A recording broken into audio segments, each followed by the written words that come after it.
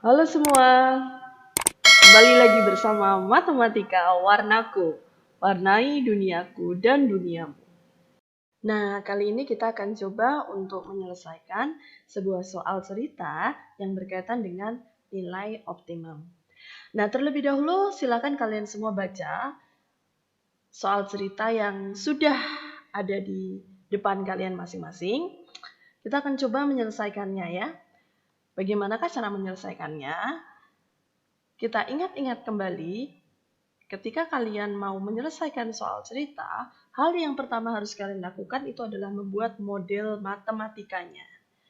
Nah, bagaimana cara membuat model matematikanya?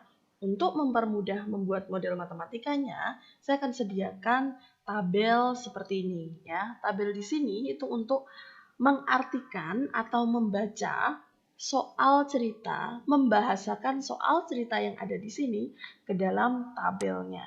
Oke. Jadi bagaimana? Yang pertama, perhatikan di sini, luas daerah parkir itu adalah 1760 meter persegi. Luas rata-rata untuk mobil kecil adalah 4 meter persegi dan mobil besar 20 meter persegi. Kira-kira kita akan letakkan pada tabelnya di bagian mana ya? Oke, di sini saya akan kelompokkan yang pertama mobil kecil, kemudian mobil besar ya. Setelah itu saya akan isikan luasnya untuk mobil kecil itu adalah 4 meter persegi ya. Kemudian untuk mobil besar itu adalah 20 meter persegi. Kemudian luas total daerah parkirnya itu adalah 1760 meter persegi. Ini ya. Kemudian apalagi yang perlu kita isi? Daya tampung maksimum hanya 200 kendaraan. Berarti daya tampung kita letakkan di mana? Daya tampung itu artinya untuk kendaraan mobil kecil dan juga mobil besar itu adalah 200 kendaraan. Berarti kita letakkan saja di sini. Oke, ini adalah daya tampung. Selanjutnya, biaya parkir mobil kecil itu adalah Rp1.000. Sedangkan mobil besar itu adalah 2.000 per jam. Berarti kita letakkan di mana? Kita letakkan pada tabel yang masih kosong. 1.000 untuk mobil kecil dan 2.000 untuk mobil besar. Nah, langkah selanjutnya itu adalah kita menentukan mana X, mana Y. Menurut kalian kira-kira yang mana? Ya, untuk menentukan nilai X dan Y itu adalah seperti ini ya. Jadi mobil kecilnya itu saya misalkan sebagai X dan mobil besarnya sebagai Y. Maka bentuk dari persamaannya adalah 4X ditambah 20Y kurang dari sama dengan 1760. Bentuk pertidaksamaan yang pertama. Apakah bisa disederhanakan? Bisa ya. Kalau misalkan bisa disederhanakan, silakan disederhanakan. Tujuannya apa? Tujuannya adalah untuk mempermudah di dalam kamu melakukan perhitungan ya. Jadi 4X ditambah 20Y kurang dari sama dengan 1760 kita sederhanakan dengan kita bagi 4 semua. Jadi kedua ruas akan kita bagi dengan 4. 4 kita bagi dengan 4 dapat berapa? X ya. Kemudian 20Y kita bagi dengan 4 dapat 5Y. 1760 kita bagi dengan 4 dapat 440. Oke, fungsi kendala yang kedua, kalian lihat di sini, ini fungsi kendala yang pertama. Apakah ada lagi? Nah, ini adalah fungsi kendala yang kedua, ada 200. Berarti apa yang 200? Pokoknya kendaraan mobil kecil dan mobil besar itu tidak boleh lebih dari 200. Maka pertidaksamaan yang kedua adalah mobil kecil X ditambah dengan mobil besar Y itu tidak boleh 200. Tidak boleh lebih dari 200, maka tandanya kurang dari ya. Sama dengan yang ini. Karena tidak boleh lebih dari 1760, karena luas parkirnya itu hanya 1760, maka tandanya kurang dari sama dengan. Nah, pertidaksamaan yang ketiga dan keempat apa? Oke, pertidaksamaan yang ketiga dan keempat itu adalah mobil kecil dan mobil besar. Karena mobil kecil dan mobil besar itu adalah sebuah mobil sehingga tidak mungkin nilainya negatif. Maka kita kasih batasan bahwa mobil kecil atau X itu harus lebih besar sama dengan 0. Kemudian mobil besarnya Y lebih besar sama dengan 0. Ini adalah fungsi kendalanya. Nah, setelah itu apakah sudah selesai?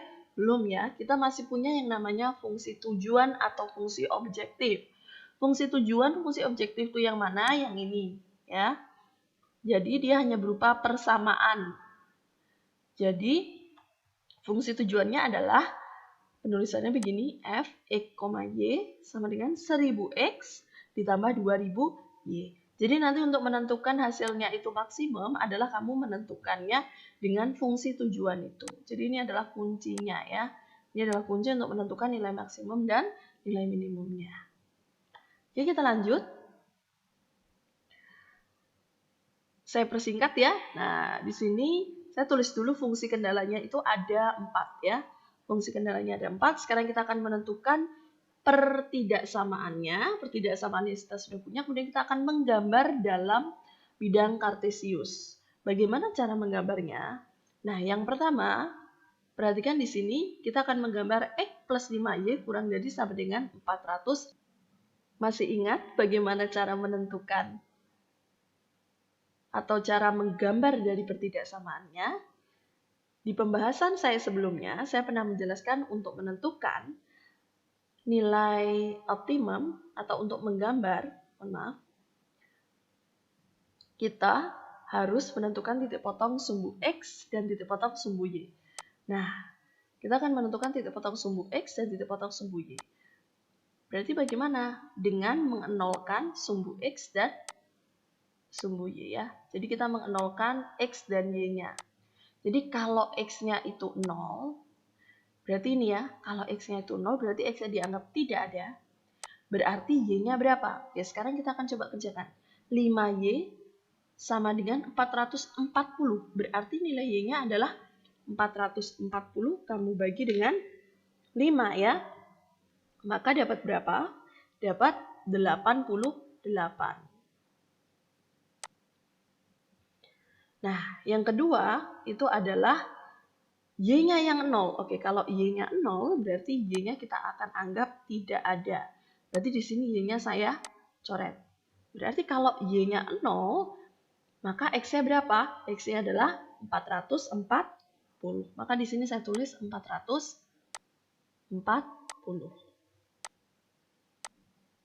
Oke. Setelah itu kita akan coba untuk menggambarkannya ke dalam bidang kartesius. 0,88 X-nya di sini 0, kemudian 0,88 berarti di sini ya. Kita buat, nah, ini adalah 0,88. Kemudian titik yang kedua adalah 440,0. Di mana 440, oh ya di sekitar sini ya, berarti 440 di sini, 0. Kemudian dua titik ini kita akan tarik, kita akan buat garis lurus ya. Jadi kita hubungkan dua titik ini, nah, ke dalam sebuah garis lurus. Kemudian kita akan coba untuk menyelesaikan X ditambah Y kurang dari sama dengan 200. Oke, kalau X plus Y kurang dari sama dengan 200 sama ya.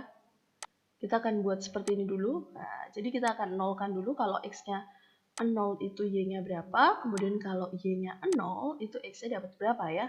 Oke, kalau X-nya 0 berarti X-nya ini kita anggap tidak ada. Maka Y-nya dapat berapa? 200. Oke, di sini saya tulis 200. Lanjut. Kalau Y-nya 0 berarti kita akan coret Y-nya ya. Kalau Y-nya 0 berarti X-nya berapa? 200 juga. Oke. Nah, berarti koordinatnya adalah 0,200. Di mana nih 0,200? Nah, 0,200 nih X-nya 0, Y-nya 200. Berarti ke atas. Di sini adalah 0,200. Kemudian 200,0, X-nya mana nih? Nah, ini X-nya 200 ya. Ya, X-nya 200, Y-nya 0. Berarti di mana? Di sini. Nah, oke. Setelah jadi, kemudian kita akan menentukan di mana daerah himpunan penyelesaiannya atau DHP-nya itu ada di mana. Lagi kita akan coba gambarkan untuk DHP yang pertama. X plus 5Y kurang dari sama dengan 440. Kira-kira daerah arsirannya di mana? Oke, Untuk mengarsir daerahnya, berarti di sini kita harus pahami dulu, kita akan membuat kesepakatan bahwa yang akan saya arsir itu adalah yang bukan HP. Artinya, nanti yang merupakan himpunan penyelesaian itu adalah daerah yang bersih. Oke, saya ulangi sekali lagi, yang akan saya arsir itu adalah yang bukan merupakan himpunan penyelesaiannya. Kita coba di sini, X plus 5Y kurang dari sama dengan 440. Kemudian di sini ada berapa? Daerah arsirannya itu ada di bawah garis atau ada di atas garis. Kita ingat kembali untuk mengetahui arsirannya ada di bawah atau di atas, kita menggunakan titik uji yaitu 0,0 ya. Kita pilih salah satu titik yaitu 0,0 ya yang ada di bawah garis. Maka di sini saya akan coba 0,0 ya. Nah, 0,0 akan saya masukkan di sini. Akan saya masukkan ke pertidaksamaan ini, maka dapat berapa? X-nya 0 ya, ditambah dengan 5 kali 0 itu adalah 0. Kemudian kurang dari sama dengan 440. Oke. Berarti pernyataannya menjadi bagaimana? Pernyataannya menjadi 0 itu nilainya kurang dari sama dengan 440. Apakah menurut kamu pernyataan ini benar bahwa 0 itu nilainya kurang dari 440? Betul ya? Jadi 0 itu merupakan atau nilainya kurang dari 440. Berarti daerah yang memuat 0,0 itu adalah daerah HP ya. Berarti yang di bawah ini adalah daerah HP. Maka yang kamu arsir adalah yang bukan HP. Berarti yang kamu arsir adalah yang di atas ya.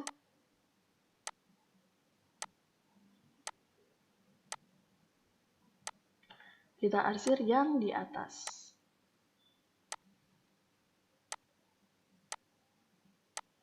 Oke. Selanjutnya, kita akan mencoba mengarsir pertidaksamaan yang kedua, yaitu X ditambah Y kurang dari sama dengan 200. Lagi-lagi saya akan mengambil titik uji 0,0 ya. Karena dia ada di bawah garis, kita akan ambil 0,0. Perhatikan di sini. X-nya 0 berarti 0 ditambah dengan 0 kurang dari sama dengan 200 ya. Artinya 200 di sini nilainya kurang dari sama dengan 200. Oke, 0 kurang dari sama dengan 200. Oke, pernyataan ini apakah betul? 0 itu kurang dari 200, betul ya? Maka lagi-lagi yang memuat 0,0 itu adalah daerah himpunan penyelesaian. Artinya kita akan arsir yang bukan HP. Jadi kita akan arsir yang bukan HP ya. Nah, di sini saya arsir yang bukan HP. Nah, kesepakatannya tadi, nanti daerah yang bersih itu adalah daerah himpunan penyelesaian. Lanjut, kita akan gambar pertidaksamaan yang ketiga, yaitu X lebih besar sama dengan 0. Oke, X lebih besar sama dengan 0, itu garisnya berhimpit dengan Y, sumbu Y. Nah, karena lebih besar sama dengan 0, berarti daerah himpunan penyelesaian itu adalah yang berada di sebelah kanan garis ya, kan lebih besar. Semakin ke kanan nilainya lebih besar. Artinya saya harus mengarsir kebalikannya ya, maka saya arsir kebalikannya ini adalah yang di sini. Oke, jangan lupa untuk mengarsir kebalikannya ya. Lanjut, yang keempat, Y lebih besar sama dengan 0. Y lebih besar sama dengan 0, pertidaksamaannya atau garisnya itu berhimpit dengan X, sumbu X. Maka kalau Y lebih besar sama dengan 0, lebih besar itu arahnya ke atas ya. Semakin kecil itu semakin ke bawah. Maka kalau lebih besar daerah himpunan penyelesaiannya adalah yang atas ya. Berarti yang kita arsir mana? Yang kita arsir adalah yang ini.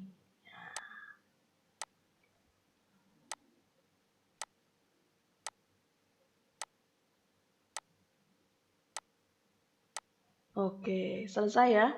Berarti dari gambar ini kamu bisa lihat ya, manakah daerah yang masih bersih tanpa arsiran ya, dan manakah yang sudah kena arsiran ya. Nah, di sini tujuan kita akan melihat mana DHP-nya. Berarti daerah yang bersih, tadi kita sudah sepakat. Maka daerah yang bersih itu adalah daerah yang berada di sini ya. Oke, berarti ini adalah DHP-nya atau daerah himpunan penyelesaiannya ya. Paham sampai di sini? Oke, kita akan lanjut ya. Karena tujuan kita di sini adalah menentukan nilai maksimum, ya. Oke, di sini ada latihan mandiri. Nah, jadi sebelum saya lanjut, di sini ada latihan mandiri. Tadi dari memodelkan matematika sampai dengan membuat pertidaksamaannya, saya rasa kalian tidak akan mengalami masalah ya. Maka dari itu silahkan kalian coba untuk menyelesaikan latihan mandiri ini, 2 latihan mandiri ini. Kemudian nanti silahkan kalian tuliskan pada kertas folio dan kalian kumpulkan ya. Oke, saya lanjut. Nah, tadi untuk yang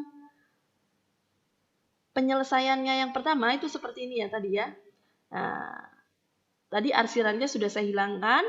Kita fokus bahwa DHP-nya itu adalah yang di pojok-pojok sini. Nah, untuk menentukan nilai maksimum minimum, pada pertemuan sebelumnya atau pada video sebelumnya saya sudah jelaskan kita harus menentukan namanya titik pojok dari daerah himpunan penyelesaiannya. Di manakah titik-titik pojoknya? Di sini kita lihat ada berapa titik pojoknya? Ada 4 ya. Oke, titik pojok yang pertama. Titik pojok yang pertama itu adalah koordinatnya 0,0. Kita beri nama sebagai A. Kemudian titik pojok yang kedua itu adalah B, yaitu dengan koordinat 0,88. Kemudian titik pojok yang ketiga kita punya C, itu adalah dengan koordinat 200,0. Dan yang terakhir itu adalah titik pojok yang keempat, D. Berapa koordinatnya? Kita belum tahu. Oke, berarti sekarang kita akan coba untuk mencari nilai D terlebih dahulu. Sebelum kita mensubstitusi titik pojok ini, keempat titik pojok ke dalam fungsi tujuan ya. Jadi sebelum nanti kita substitusi ke fungsi tujuan, kita harus mencari nilai D. Bagaimana mencari nilai D? Oke, untuk mencari nilai D, yang pertama kita harus mengeliminasi 2 persamaan. Persamaan yang ada di sini adalah persamaan X plus Y kurang dari sama dengan 200 dengan X plus 5Y kurang dari sama dengan 440. Oke, 2 pertidaksamaan ini kita eliminasi untuk mencari nilai D. Kenapa? Karena kalau kamu lihat koordinat titik D ini merupakan perpotongan dari 2 garis ini. 2 garis yaitu X plus Y kurang dari sama dengan 200 dengan X plus 5Y kurang dari sama dengan 440. Jadi kamu harus mencari titik potong D-nya dengan mengeliminasi 2 garis tersebut. Oke, di sini saya letakkan dulu X plus 5Y 440 dengan X plus Y sama dengan 200. Ini saya rubah ke dalam sama dengan ya. Oke, bagaimana cara mengeliminasi? Prinsip dasar mengeliminasi itu adalah harus melihat bagian yang harus melihat variabel yang sudah sama nilainya. Nah, di sini X sama X itu sudah sama ya, sudah sama nilainya ya. Maka langsung saja kita kurangkan untuk mencari nilai Y-nya. 5Y dikurangi Y itu berapa? 4Y. X kurangi X itu habis ya. 440 kurangi 200 itu dapat 240. Maka di sini nilai Y-nya adalah 60. Lanjut, untuk mencari nilai X-nya bagaimana? Kita tinggal substitusi ke dalam salah satu persamaan ini. Bisa persamaan yang biru atau persamaan yang hijau. Nah, saya pilih persamaan yang lebih mudah, yaitu yang hijau ya. Jadi 60 akan saya masukkan ke dalam sini. Maka dapat X ditambah 60 sama dengan 200. Maka X-nya dapat berapa? 200 kurangi 60 adalah 140. Oke, berarti koordinat dari titik D itu adalah 140,60. Kita akan letakkan di sini. Ya, selanjutnya kita akan mencari yang namanya nilai maksimum dan minimum. Oke, perhatikan di sini saya punya tabel. Kita akan mulai mencari nilai maksimumnya ya. Di sini ada koordinat, yang di sebelah sini adalah fungsi tujuannya. A-nya di sini 0,0. Kita akan coba 1000 dikali 0, 2000 dikali 0 dapat 0. Lanjut, titik yang kedua 0,88 B. Maka berapa? Nah, yang C dulu adalah 200,0, yang D adalah 140,60. Oke, kita akan isi. Kalau X-nya 0, nah, 1000 kali 0 itu 0. Kemudian D-nya 88, 2000 dikali 88 dapat 176.000. Lanjut, X-nya 200, Y-nya adalah 0 ya. Maka dapat 200.000. Jadi 200 kalikan 1000 ya. Selanjutnya yang terakhir, titik D, 1000 dikali 140 ditambah 2000 dikali 60 dapat 260.000. Oke. Nah, dari keempat nilai ini, manakah yang merupakan nilai yang paling besar? Ya, kita bisa melihat semua bahwa nilai yang paling besar itu adalah 260.000. Berarti kesimpulannya, keuntungan maksimumnya itu untuk lahan parkirnya itu adalah 260.000 ya, 260.000. Di mana 260.000 itu terjadi apabila mobil kecilnya itu adalah jumlahnya 140 dan mobil besarnya itu jumlahnya 60. Begitu ya. Oke, jadi lebih mudah kan menentukan nilai optimum minimum. Sampai jumpa kembali.